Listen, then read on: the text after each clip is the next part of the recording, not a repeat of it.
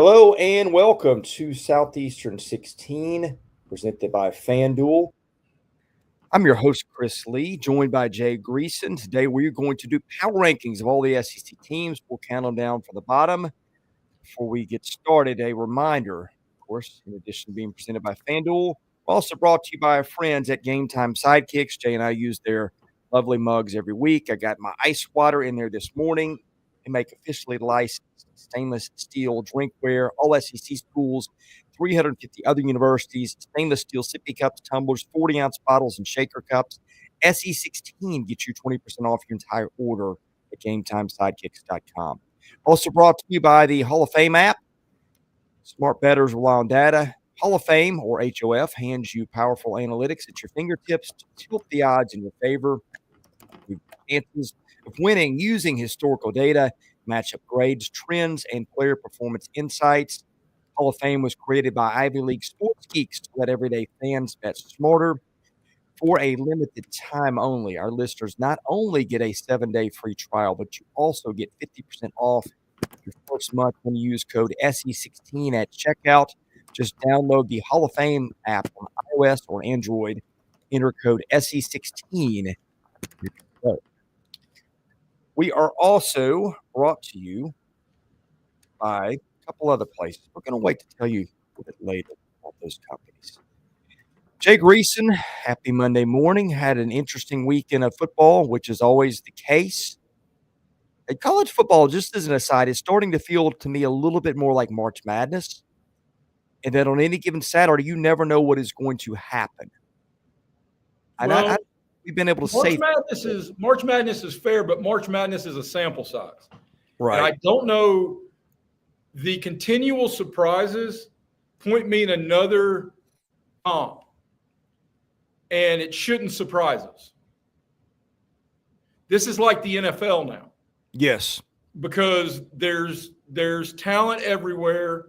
They're all paying players, and it's funny because Blake and I have talked about breaking down the Any Given Saturday Netflix series at some point on this channel, but it truly is Any Given Saturday.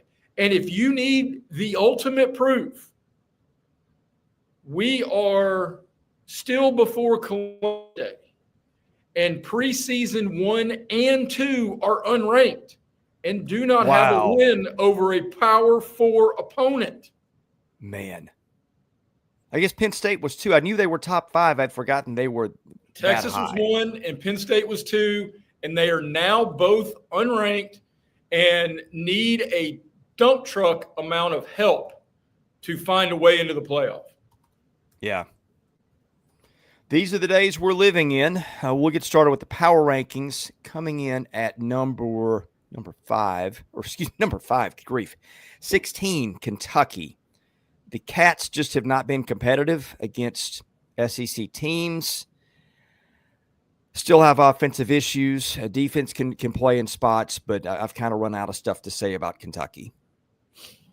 Yes. I don't know. Look, I think Stoops is doing the right thing, and I don't think Calzada can ever be – I don't think you can go back to Calzada, because if it's not this freshman, then maybe it's somebody else. But this has got to be – there are a handful of truths in sports. One of them is if you're going to stink young. And it's time now for Kentucky to find who they can be, because who they are is not good enough. Yeah. $38 million buyout for Mark Stoops, who last week was defiant that he was going anywhere. I can't blame him. If I were getting paid that much money to potentially go away, I would do the same. 15, Arkansas had a bye week. We'll have a new coach next up, and we'll see how that goes with Bobby Petrino at the helm in Arkansas again. We had, 7 SEC teams with a bye this week, and I'm trying to think who lost by more, Arkansas or Auburn, because I mean, look, it's an uneasy time. I think it was Arkansas. Yeah, I do too. It's an uneasy time. Although if they could merge those two schools and play their home games in like Jackson, that'd be a really good defense with a really good quarterback. Yeah. I mean, at least Auburn can hold its end on the defensive end. Arkansas, that's been a different story. I'll be interested to see, if the defense gets better. I think the offense is going to be really good with Bobby Petrino. We know that. I'll just wonder if just change for the sake of change helps the Razorbacks on the other side of the ball. Now, I guess a lot of people believe those of us who work for newspapers are cynical and sometimes antagonistic. But I wonder if there is a possible narrative that if the offense at Arkansas flips the switch, did Petrino sandbag maybe a little? Because in the last 3 games, they've scored exactly 10 second-half points. That's not his MO, and he's got an NFL QB. Yeah, I mean, some of that was turnovers for sure. And the Memphis game was. I didn't really get to see much of the Notre Dame game. But, I mean, hey, it's interesting, which, wasn't the case the last couple of weeks in Fayetteville. So, do you think Bobby Petrino, rides in on a motorcycle to kickstart my heart, next home game? I doubt it's on a motorcycle unless there's a smoke show blonde on the back of it. We can only hope. But anyway, all right, South Carolina also on a bye week. Kind of interested to see how the Gamecocks figure it out from here forward. We know that this team has always played better the second half, and particularly the last quarter of the season. But I feel like we saw a little life out of Carolina when we last saw Shane Beamer's team. The couple of things.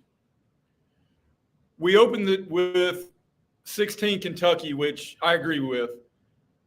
And we talk about how difficult and sluggish their offense is. Kentucky's offense is better than South Carolina's, and South Carolina's got a round 1 QB1. I'd push back on that. Well, I'm just telling you that, hey, nerd alert, I'm about to give you some numbers, brother, that'll blow your hair back. Offensively, South Carolina has a league low 10 touchdowns offensively, and they average 25 yards fewer per game than Kentucky does. Yeah, but when they played that game, South Carolina's defense, I think, scored as many points as Kentucky's offense when both were on the field. Agreed. So that counts too. But, I mean, what are we – it either gets a lot better for them or they stay here in a tier of kind of irrelevance. I think they've at least got the potential with Sellers, with a couple of good running backs. The line's got to get better. The defense has played a little better than I thought, and we know the special teams are always going to be good. So to me, that's kind of where Carolina is this morning, is needing to prove something on offense. But hey, if we're even having this conversation, Jay Greeson, that's not a good thing for South Carolina. I'm sorry, Sam. I went full Chris Lee dork on you. I'm sorry. But I grew up reading the back of baseball cards. I can occasionally break out a stat or 3. I'm into that. Okay, 13 Auburn. I think we're in the rare spot where maybe I'm a little higher on Auburn than you are at the moment. The defense has still been pretty good. They've got to find a passing game. I don't know if a week off fixes that or Jackson Arnold just is what he is. I still think the kid can run and make some plays with his feet, which is always a thing that can win you some games in this league, especially if you can shorten the game. So interested to see what Auburn does this weekend in that rivalry game with Georgia, which, of course, Auburn is going to host. They are. If they get boat raced, I could see Hugh Freeze being fired Sunday. Is that a situation where the money is there to do it? The money's always there, brother. That's true. The money is there because you can't afford to slide into indifference. You can't afford to slide into where the fan base just becomes apathetic. And Sam, that is the huge, huge question of, and it's going to be the question that ADs are going to have to ask themselves over and over and over again about, do you pay the buyout or do you take that money to pay somebody not to work and push it towards the NIL and go overhaul everything in the portal. Lumber is high, and Yellow Fella loves him some Auburn football in the Saturday game day experience. I was going to ask, the booster temperature on him can't be good, right? No. Cannot be good. The guy's name is Jimmy Rain, the guy who does the Yellowwood. I was a fraternity brother with his son at Auburn. What if they went interim? Where would that go? It'd be DJ Durkin interim, because the defense has been great. Right. And I guess whoever was on, I mean, there was a whole thing before the season about, 3 different guys calling plays. So obviously the responsibility there would be going to 2 other guys or however they would settle it. Well, and here's the other thing. Kevin Skarbinski wrote over the weekend, and I think it directly applies to what we're seeing in Norman, Oklahoma. In the coaching realm, if your team's not good at what you're supposed to be very good at, then it's not working. And Hugh Freeze is supposed to be an offensive guy who gets the most out of quarterbacks. I feel like I personally owe a handwritten apology to Peyton Thorne for all the things I said about him under my breath over the last 2 years, because we're saying the same things about Jackson Arnold. Well, they're 2 different dudes and both can play. The only thing that's consistent is Hugh Freeze. Number 12, Mississippi State, stays in the same range. State ran into a Texas A&M team that, other than not being able to get in the end zone early with penalties and other stuff, played really well with 108,000 people. I still think State's a solid team headed towards a bowl, but I think a little difference between them and maybe the top 8 or 9 teams in the league. Yeah, I do too. And I think this tier right here, I think this is a tier. I then think there's a middle tier of people fighting for playoff lives. And then I think there's a top tier of teams that are pointed in a playoff direction as long as they handle themselves. Yeah. I will say this. I'm getting to the point that I don't know if there's a more difficult place to play, with the exception of at night in Red Stick, than in College Station. That place goes bonkers. Yeah, that was a top 10 all-time crowd there. Do they have the biggest capacity now? Probably. In the SEC? I mean, 100. I don't know who's got more than 108. I think they do in the SEC, because Neyland contracted a little bit to get more luxury spots for Sam and his big donor friends. Number 11, Texas. Never thought we would see the day where the preseason number 1 team is number 11 in the power poll, but it's not too low. Can they get it together, Jay? I mean, the talent is there defensively. I question if the talent is there offensively, and even the defense is not. They leaked in Gainesville on Saturday. They did. And the defense is loaded with NFL dudes. But, look, the sample size is what the sample size is, and it's now big enough to truly wonder, other than his last name, where did those preseason expectations for Arch Manning come from? And I'll tell you this, brother. Here in Chattanooga, we've got a triangle of vitriolic fan bases in Alabama, Tennessee, and Georgia, because I'm 20 minutes from being in any of those 3 states where I sit. So the jokes I heard this weekend of what did you expect Texas to do? They had a Manning in the swamp. Of course they lost. So, I mean, the avalanche of zingers is everywhere. And Peyton, of course, was in town on Friday night for the monstrous Baylor-McCallie high school football game. Yeah, that was something. When you're seeing social media tweets on your feed about a high school game, that it was a big deal. Baylor's tailback, David Gabriel Georges, will probably be the number 1 overall recruit in the 2027 recruiting cycle, was trending on Twitter Friday night at 10:30. Wow. Speaking of Texas, number 10, Florida, I think it's a couple of spots too high. Everybody forgets that the other games that didn't go so well. No, Florida's played a brutal schedule, but hey, look, some of this could be projecting forward. And if DJ Lagway is the DJ Lagway we saw, they got the Wilson kid back for the first time all year, who's a big-time playmaker. Jaden Ball ran for over 100 yards. The defense has been consistent for them all season. So maybe not. I mean, Florida could be a team that, cost itself a lot with the first month of the season, but the Gators have got the tools and the talent to beat just about anybody on the schedule. The defense is salty. My two takeaways on the Florida side, both in terms of Gators and in terms of the state. One, Gator fans are going to have to admit that this team loves its coach, because every time his back gets pushed to a wall, they respond inspired.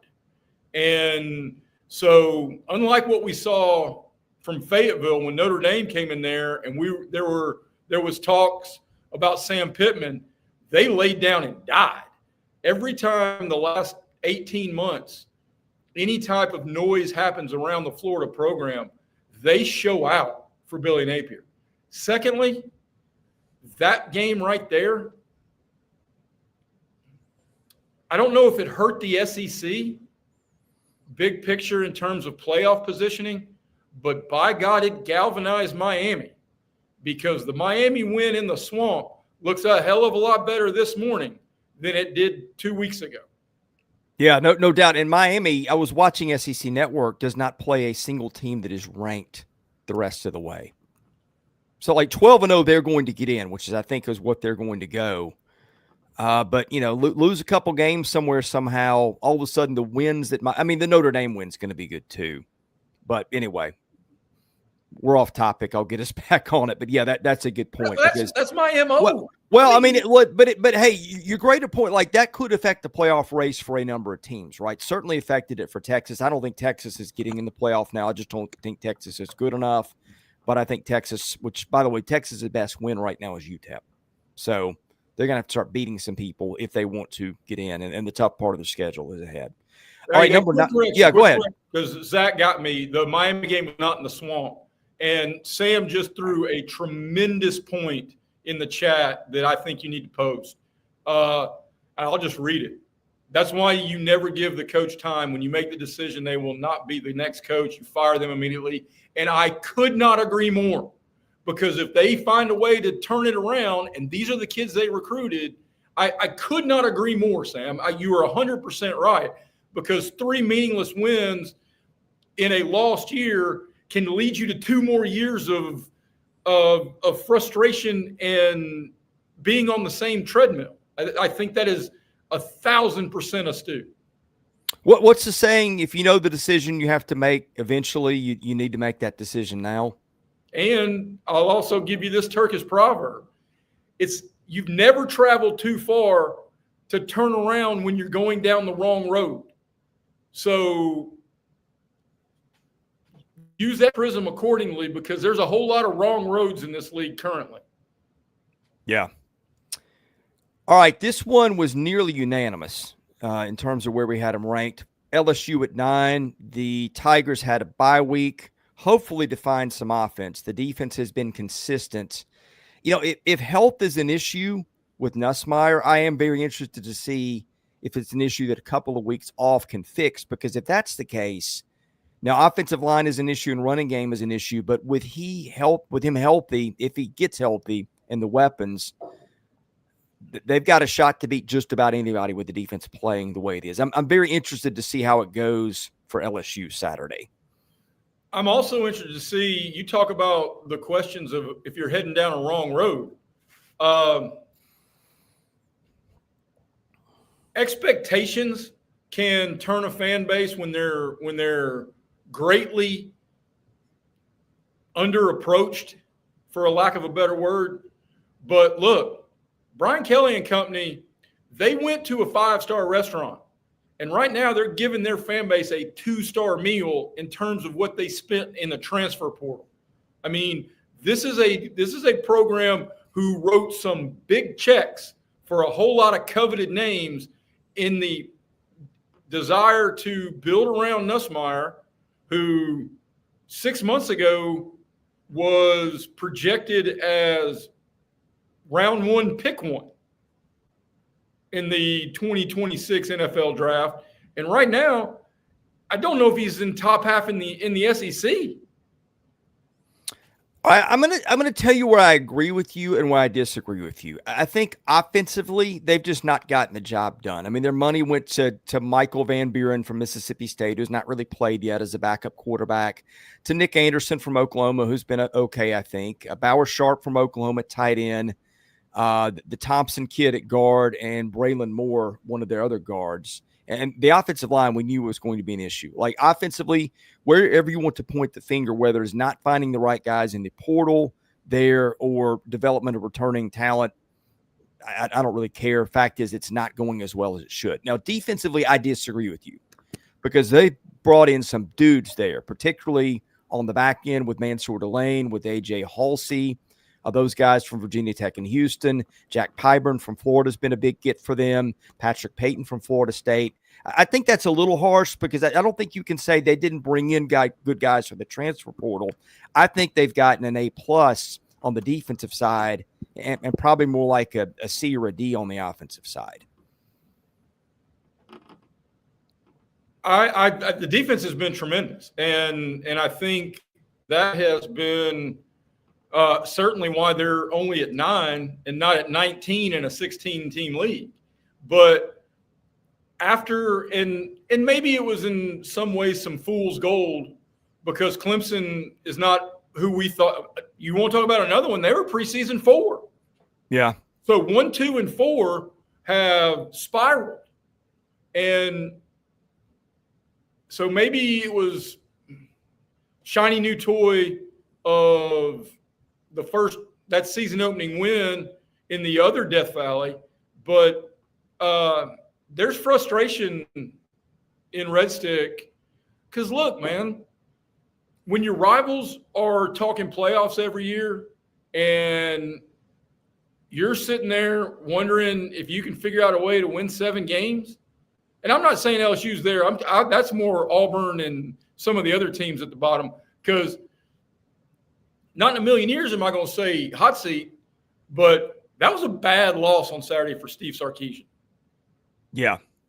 But back to at least the Clemson win looked a little bit better this week, and Clemson looked a little bit more like we thought, although that may have a whole lot to do with UNC. But, hey, we're quibbling at this point. Got to pay a couple of bills here. New sponsor, the Yearly Jewelry Company, which is a Nashville-based firm. Jewelry brand built on tradition and design for meaning. Each piece is handcrafted from solid 14-karat gold and natural gemstones, made to measure for a perfect fit and backed by a lifetime guarantee. Customers build their collections year after year, celebrating anniversaries, birthdays, new beginnings, and everyday moments. Because every yearly company bangle is custom size.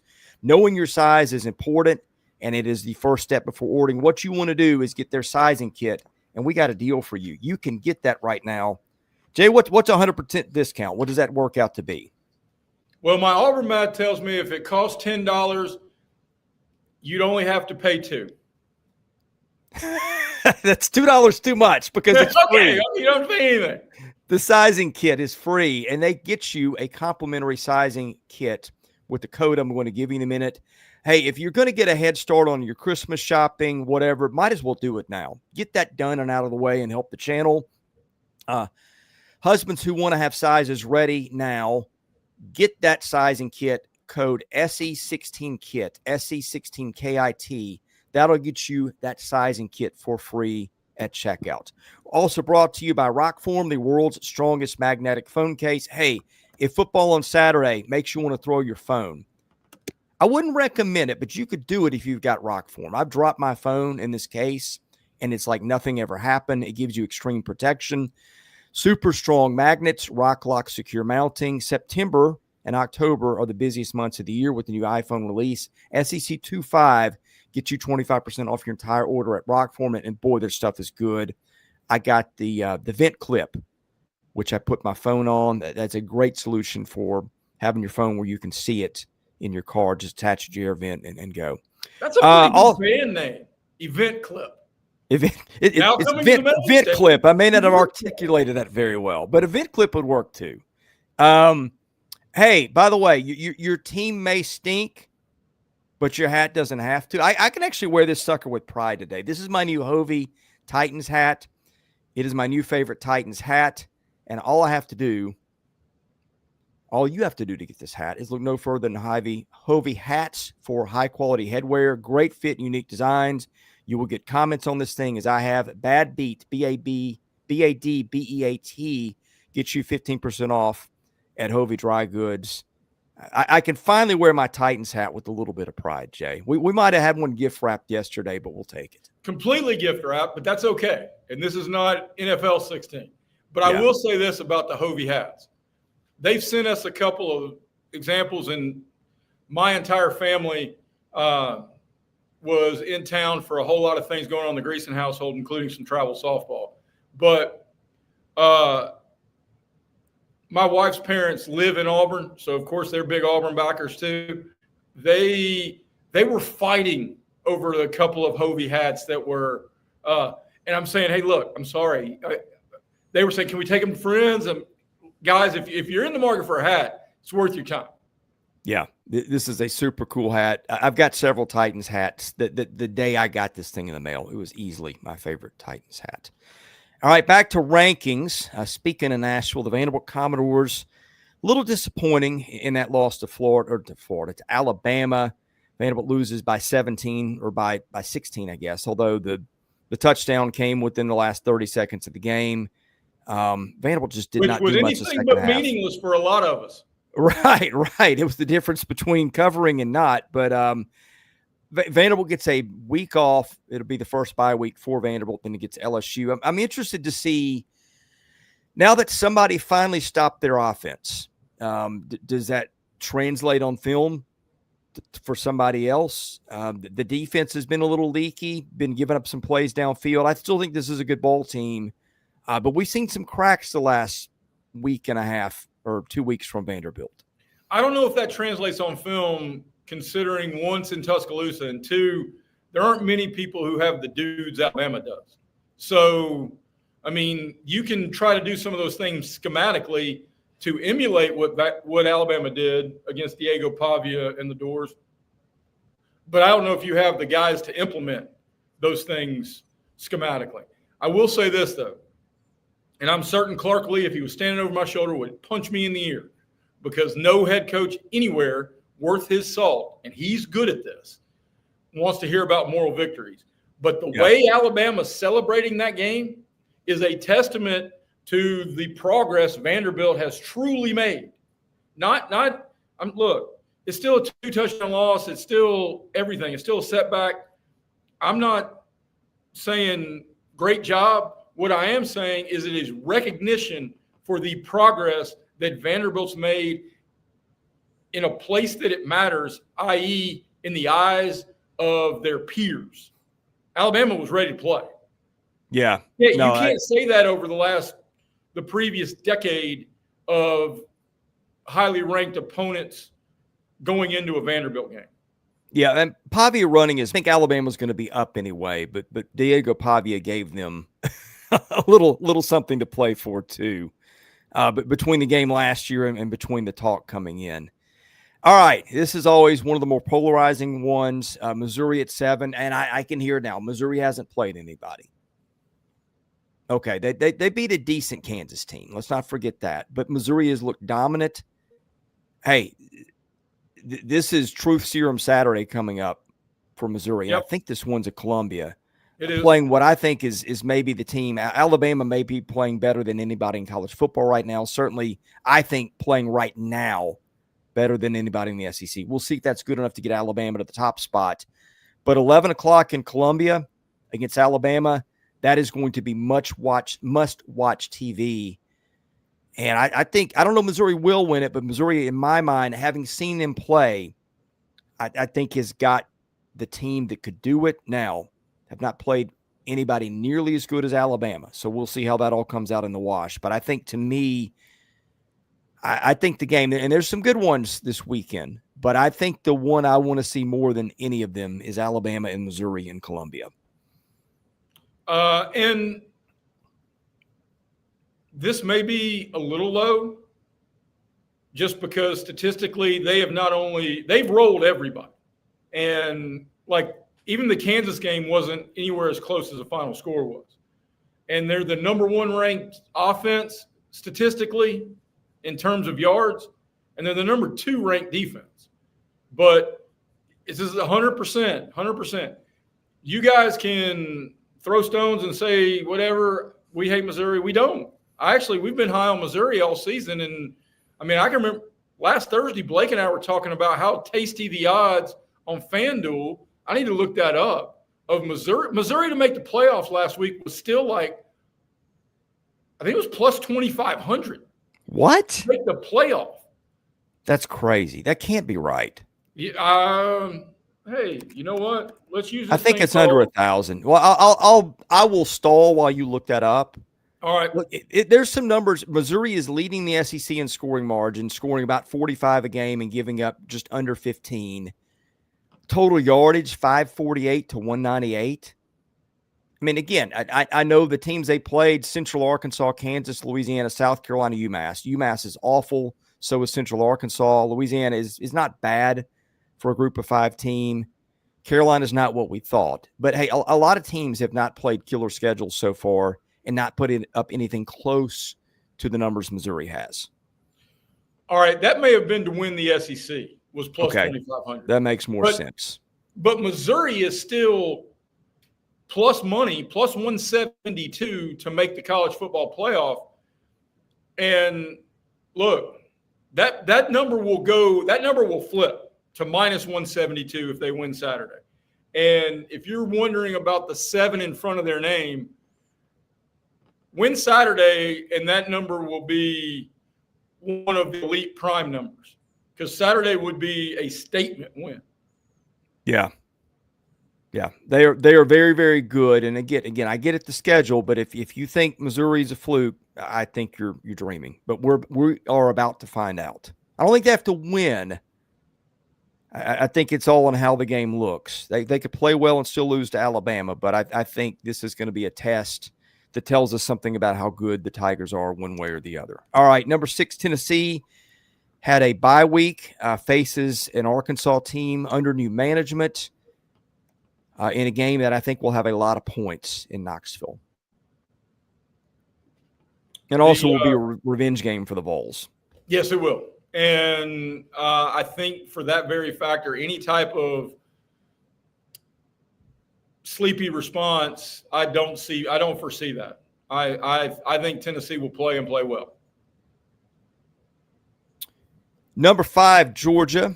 I would say that the loss to Alabama doesn't look as bad now. Not that it looked bad in the first place, but after seeing what Alabama did this past weekend, Georgia probably needed a bye week to get healthy on the lines of scrimmage.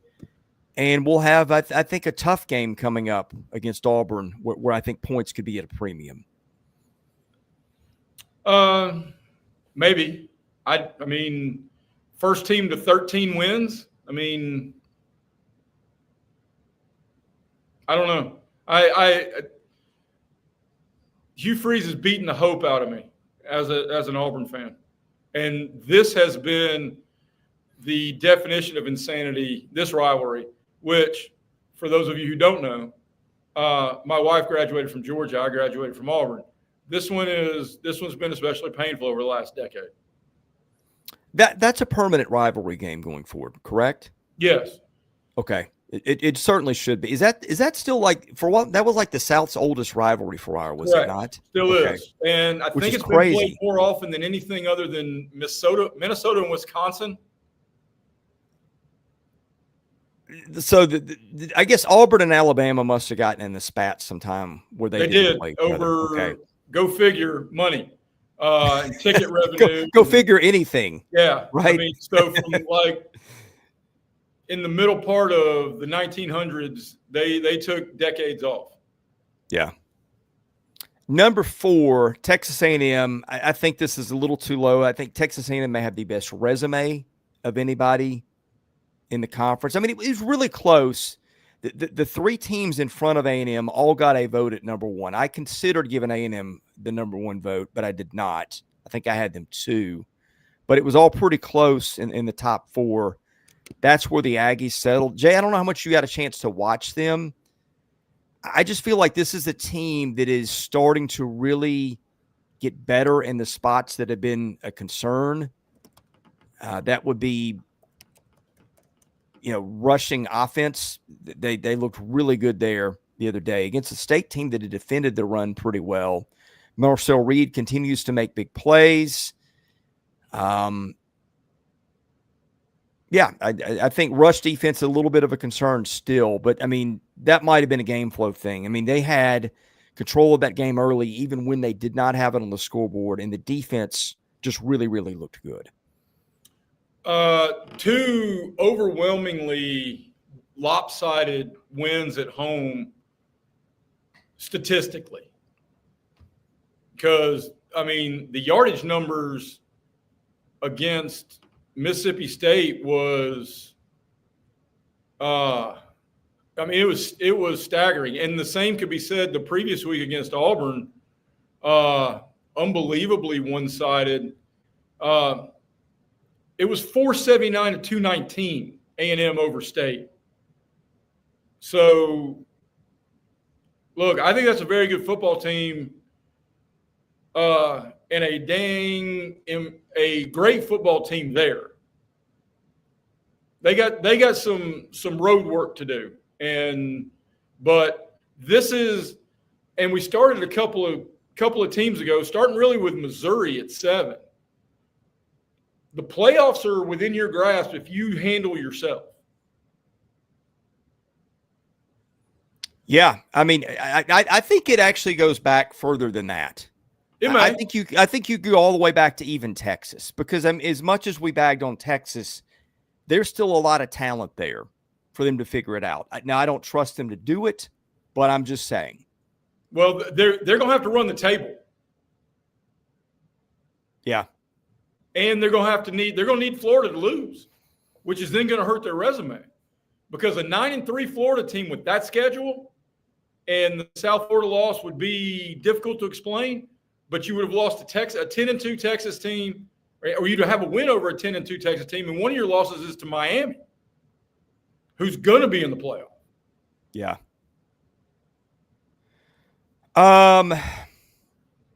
Yeah, I mean, I think right now you've got wins over Notre Dame that looks really good. You got to win over Auburn, and you got to win over Mississippi State. A&M minus 188 to make the college football playoff. Wow. Well, I mean, you could argue they're going to be favored in every other game. You could, especially the way Texas has looked. Yeah. Yeah. They won't be favored. That's too big of a name to be favored on the road, because that game's in Austin, right? I think. But I don't know that it's going to matter, man. I mean, it's a rivalry game. But Texas can't score, and State and A&M can, and it's not even, those offenses aren't even in the same universe right now. I'm not disagreeing with you. Yeah. Let's see. I wanted to circle back on something. Well, I don't have it in front of me, so we'll just move on to the next one. We've got at number 3 Oklahoma. I think Jay, you voted him 1. I did. I think that's a fair argument. Defensively, and there's some great defenses in the league. Oklahoma's got an argument for being the best. The offense was just kind of meh against Kent State. I know they got 44, but Kent State's awful. Oklahoma had under 400 yards total offense, but it doesn't matter because nobody has really done anything on Oklahoma's defense yet. You say they've got an argument to be the best defense in the league. I've got an argument. I can say they got an argument to be the best defense in the country. And to circle back to something we said when we were kicking around Auburn, and the phrasing of, if you're a football coach, especially the head football coach, and your team's not good at what is supposed to be your expertise, then there should be serious questions. Well, you know what? Brent Venables came in on as hot a seat as anybody in this league. They overhauled the program in the portal. They brought in a new quarterback. They brought in a new OC. But you know what Oklahoma still kicks everybody's ass at is what Brent Venables is known for. And that defense is relentless. Yeah. So much talent on the front seven. I guess the big question for them, as much as the offense has gotten the flowers, the running the football part has not been great. It wasn't even great this weekend where you had an opportunity. And now you got the question of, does Mateer play or not? And then if he does, how much risk do you expose him to running the football? Because that's been the best part of their running game has been him. I would argue the other direction. And I know this is, look, I'm an Auburn graduate. Alabama came to Auburn my freshman year. I understand the importance of win this game or else rivalries. So I understand what Red River means to Oklahoma fans. I can make a hard argument if your ultimate goal is to play for a natty. You have to sit Mateer, because even if you lose, even to a Texas team coming off that loss in Gainesville, it's going to come with the asterisks of we didn't have our starting quarterback. Right. So in the political machinations come late November, you can explain that away. I mean, I get it. I understand everything to win Red River. But I truly ask, if you ask me, could I win the Iron Bowl or could I win the Natty? I'm taking the Natty. Okay, so basically what you're saying is if they don't play Mateer, unless he's 100% and you completely can run your offense, because injuries happen. So, but if he's 60, 70%, and you know he's going to want to play, but if it can derail, because Michael Hawkins was okay, but you're 100% right. They had less than 400 yards offense against the worst team with helmets in Division I or in the FBS. So, all right. I think you might be right, and I don't disagree with why you would do it either, because like you don't have him healthy, and he's not healthy for Texas fully. You may cost yourself down the line. The question is Texas a free spot on the bingo card for that reason? I get why it might be, but here's the issue: what if Texas goes 6-6, and one of them is Oklahoma, is a win? Well, you still didn't have your quarterback, right? I get it. I'm just trying to say, like, is that game a free pass or not if Texas just ends up being very ordinary, which it appears Texas is headed to being? When you're trying to split hairs for the playoff. If Mateer starts and they lose and the 6-6 comes into the equation, then Oklahoma loses a little bit of its leeway in terms of right now. I think Oklahoma is the only team in this league that gets in at 9-3 because the schedule, maybe Florida, because their schedules are so much harder than everybody else's in terms of just front to back overwhelmingly. But everybody else has got to find a way to 10 wins.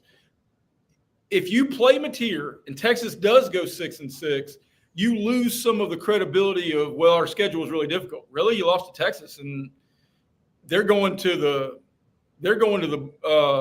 Liberty Bowl. 6 of the last 7 teams on Oklahoma's schedule are potential playoff teams. Yes, include Texas in that. That's insane.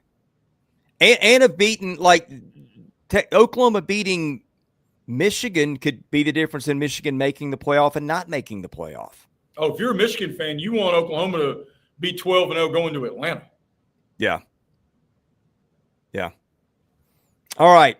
Coming in at number 2, Ole Miss, which slid from 1. By now you figure out who 1 would be. Not because Ole Miss, well, it didn't do anything. It was off. I think this is more about who played and did what this week. But the Rebels, speaking of big games coming up, this Saturday is not one. They've got an awful Washington State team. But then it gets a little bit more serious for the Rebels. They will have, after Washington State, Georgia. That'll be on the road. Oklahoma on the road. And then it gets a little easier. South Carolina, the Citadel at home, Florida at home, and then Mississippi State in Starkville. It feels like 10-2 is on the table for Ole Miss here. I mean, certainly on the table, but it feels like that is your most likely outcome. Ole Miss to make the college football playoff. You want to guess? From FanDuel? Minus 200. Minus 194. Not bad. Not bad. Way to crunch numbers. Are you betting and not telling us? Nope. No, this team has every bit of what it wants to accomplish in front of it. And to feel really comfortable, they split those two road games you referenced, going to Athens and then going to Norman. That number will be minus 250 to make the college football playoff. Yeah. I'm trying to think of who their biggest challenge outside those two games would be. It's the Egg Bowl. It's the Egg Bowl because of the lunacy that goes along with it. Maybe Florida too. I mean, if Florida last week was the Florida we see going forward, they're going to be a problem. They are, but it's in Oxford, and I think Lane Kiffin's going to save his "we let our dreams get away" speech by losing at home to Kentucky for that week. But you just can't foresee what could happen in the Egg Bowl. Yeah. Number one, Alabama. If you watch the second half of the Vanderbilt game, I think what you saw had to scare the socks off you. Alabama clicked in literally every phase of the game in the second half and was really good offensively the first half. Defense leaked some, but hey, Vanderbilt's moved the ball against anybody and everybody until it did in the second half. Ty Simpson has, I think, to me, cemented himself as the best quarterback in the league right now, which that's been a debate. But I think he's the guy you want. They don't turn the ball over. They played Vanderbilt's game. They played keep away. Alabama, and by the way, when we do the Missouri preview, I've got some fascinating stats about that matchup. I'll save them for that. But, and Trevor brings up too, getting Jam Miller back, I question how important that was going to be for them. I didn't know if he was just like a little bit above the other guys. He looks to me like clearly their best back. Their offensive line started to get it going. And by the way, they're now involving Caden Proctor in short yard situations. The way they just hold on to the ball, they're almost impossible to keep off the scoreboard. I mean, they're converting field goals when they don't get touchdowns. They're not an explosive running team right now, but they're a really good running team. They are good at getting 3, 4, 5, 6 a chunk. And when you got Ty Simpson to throw it downfield to their weapons, and by the way, Josh Cuevas became one for them this weekend too. I just think right now, and am I giving them a pass on the Florida State game? Yeah, to some degree I am. But right now, the eye test, they are the best team in the league. Which, if you had an AP vote, considering the action that transpired on Saturday, is Miami your number one team in the country? Probably. Oregon's up there too. Yeah. They just went to the place where this Alabama team, who you rightly are giving their flowers to, I had Bama third. You and a couple others had them one. I get it. And Jam Miller coming back is huge to what Trevor said. And what Brett just said. Ty Simpson not only looks like a pro right now, he looks like the best quarterback in the country. He's efficient. He's careful, and he can run enough to get out of trouble and that you have to be concerned about it. Because, in a side tangent here, I do not think you can have an elite level program anymore without a quarterback who is stationary. I've always said that if Michael Vick was born 15 years later and didn't kill a bunch of dogs, he'd have been in the NFL Hall of Fame. Yep. Conversely, if Peyton Manning had been born 20 years later, I don't know if he'd ever gotten the shot, because I don't know if you can stand back there anymore like they did, because the defenses are so athletic. So my question is, considering Miami just went to the place that that took down what you think is the best SEC team and kind of pushed Florida State around. Yeah, and it was that game was not nearly as close as the scoreboard indicated. And they've got a win over Florida. Yeah. I mean, so I can see a very real conversation about Miami being, you want to guess Miami's odds to make the college football playoff, my good man? I'm going to say minus 400-ish. Minus 3,000. Whoa. Okay. Yeah. Well, I mean, toughest games left on their schedule. Louisville, which isn't as tough as it looked. SMU, not what SMU was supposed to be. Virginia Tech, Pitt, not as good. I mean, I don't know who they lose to, so no wonder. SMU's on the road. You never know. College football has told us that. But, I mean, that's the only one that looks losable. But then again, nobody had Penn State losing to UCLA, but I think that's apples and oranges. Miami's a lot better.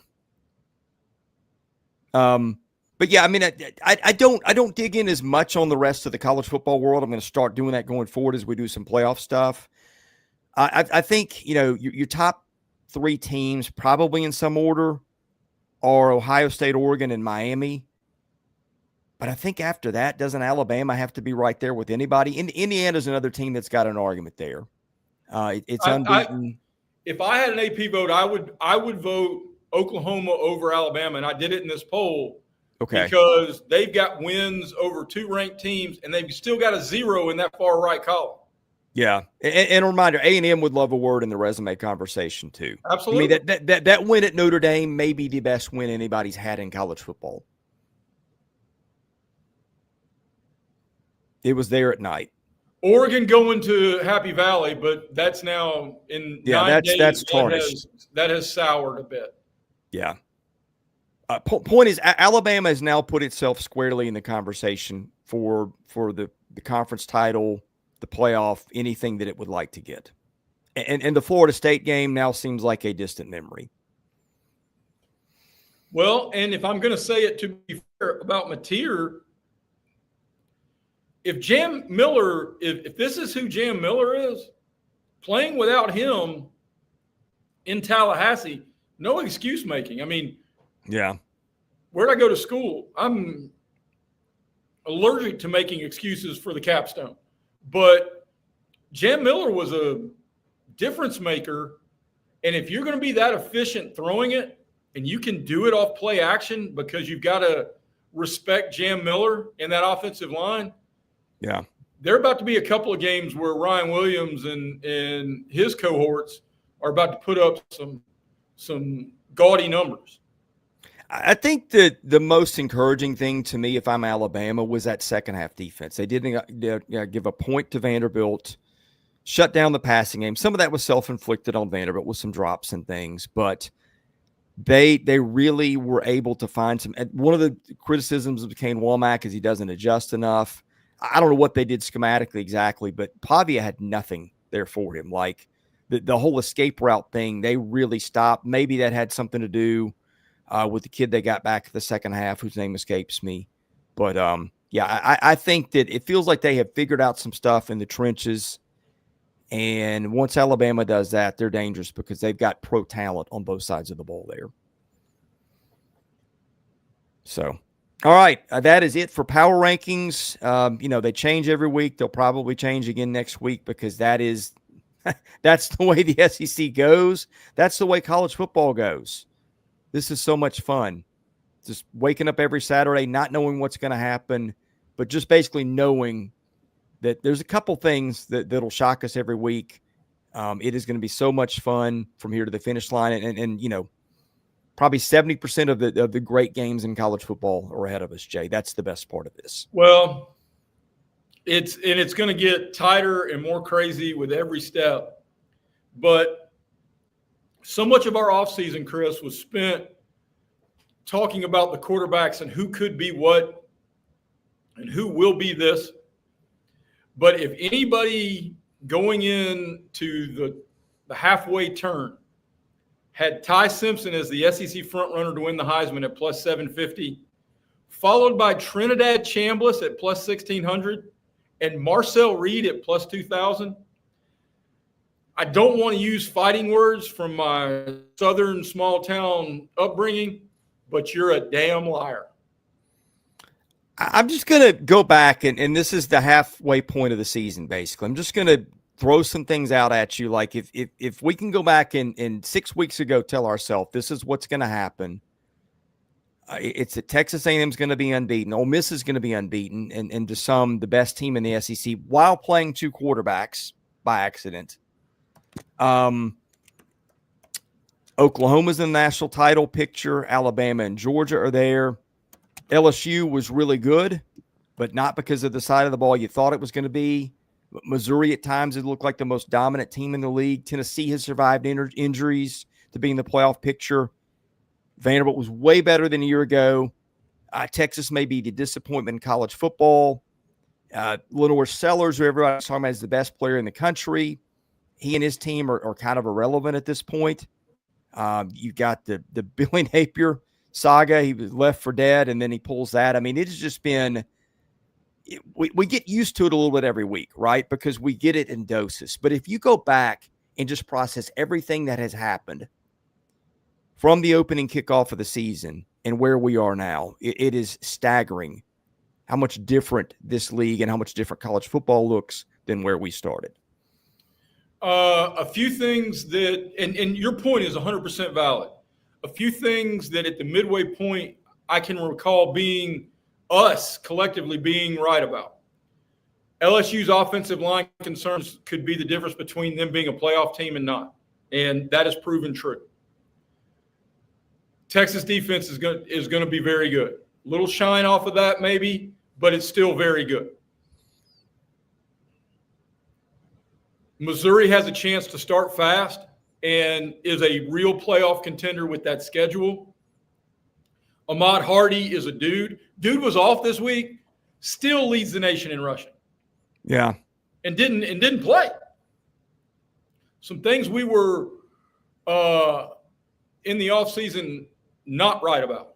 Of course, it's Arch Manning. It starts with Arch Manning. Some of my bold predictions, I think in a show with you, I said Sam Pittman wouldn't finish the year, wouldn't coach all the games. Florida's offensive line has not been as good as I believe they were going to be. Offensively, they're stagnant. It's not their fault. Auburn's wide receiver room has underperformed because nobody can get them the football. I mean, they need to call a FedEx delivery guy to somehow get the ball in the middle of the field. But there are so many things that we projected that some of them turned out, some of them didn't. But yeah. I don't know if anyone had teams 1, 2, and 4 being unranked from the first AP poll. Yeah, and the best part of it, Jay, whatever we think is around the corner, we'll be right about some of it, but we'll be wrong, just as wrong about as much. I mean, and that's what to me makes it fun. If we could figure it all out and know what was coming, which is kind of the way college football used to be. It's not that anymore. And I think the game is the best it has ever been in my lifetime. Well, in terms of unknown, in terms of execution and these athletes, it is the best it's ever been. And I'm terrified, and you and I have had this conversation, I'm terrified about going from 12 to 16 to 24 or wherever it's going next. Don't do it. Not if, but when it goes to something next, because it's happening. Yeah. Because of the dollars. Because if you go to 24, Saturday in the Swamp doesn't matter for Texas because all you got to do is get to 9 wins. Yeah. No, I think we've got the playoff system as close to perfect as it could ever be. I mean, maybe if you want to go 16 and throw in an extra round of games or something, and you know, don't do it to where the teams that barely get in should have to play a couple of extra games, and the teams that are at the top should get some extra time off. Even then, I think your point is right. It still devalues the regular season. If you're going to do it, that's how you do it. But I say stay where you are. Where it is, I at least can stomach it because we're in October and Saturdays still matter. We get to 16 and I don't know if I can say that. In truth, even at 12, August Saturday mattered because Alabama is pushing a rock uphill, knowing it lost to FSU in Tallahassee. Yeah. Yeah, I hope it never gets to the NFL where you can blow off a couple of weeks, but I'm afraid that's where we'll head eventually because we always do. And we always do power rankings, and we always do predictions, and we always do reactions, and we always do baseball and basketball as well. And if you've not subscribed to the channel, we would ask you to do that, please. That is free. You can enable your notifications to know when we've got content. We're going to be rolling out predictions on all these games the next couple of days, and hope you'll tune in to watch those. It's been a blast here, Jay Greeson. Looking forward to doing previews with you, sir. All right, buddy. I'll be locked and loaded. And plus, I'm having a really good hair day. You are. Yeah, I've noticed that about you. Well, may you all have a good hair day. May God bless you all. Thank you guys for watching. He's Jay Greeson. I'm Chris Lee. This is Southeastern 16, presented by FanDuel.